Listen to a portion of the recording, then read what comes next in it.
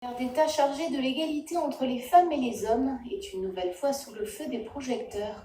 Après son livre « Oser l'amour des rondes », publié en 2010 sous Maman Travail, Marlène Schiappa aurait-elle écrit des livres érotiques sous pseudo? C'est en tout cas ce que pense avoir découvert l'Express.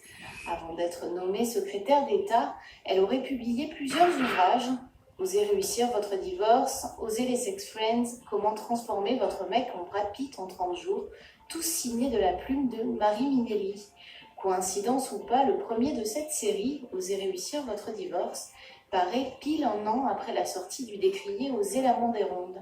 Et sur certains sites de vente en ligne, Marlène Schiappa y est référencée comme auteur.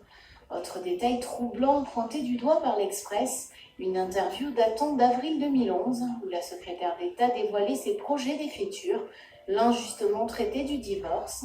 J'écris aussi des nouvelles et de la fiction sous pseudonyme, avait-elle alors avoué.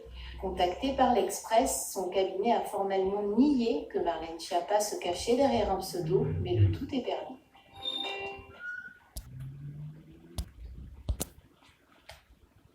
Bonsoir à tous, bienvenue dans le face-à-face. Ce soir, Marlène Schiappa face à Éric Zemmour. Marlène Schiappa, bonsoir. Vous êtes secrétaire d'État chargée de l'égalité entre les femmes et les hommes et de la lutte contre les discriminations. Vous venez de la gauche, vous avez été engagée dans plusieurs associations. Vous avez été adjointe au maire du Mans, par exemple. En février 2019, j'ai noté que vous avez reçu le premier prix de révélation politique de l'année pour le trombinoscope. Et pour vous comprendre aussi les sujets qui vous tiennent à cœur, on peut citer quelques ouvrages que vous avez écrits. Par exemple, le deuxième sexe de la démocratie aux éditions Loeb, c'était en 2018, ou encore chez le même éditeur, Laïcité, point d'exclamation, il y a 2 ans, ou bien ce dernier ouvrage, Une et indivisible, l'urgence de défendre la République. Il est temps d'en faire un rapide bilan.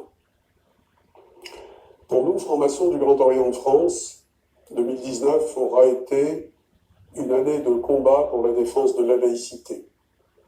Le Grand Orient de France aura été aux avant-postes pour la défense de la loi du 9 décembre 1905 de séparation des églises et de l'État.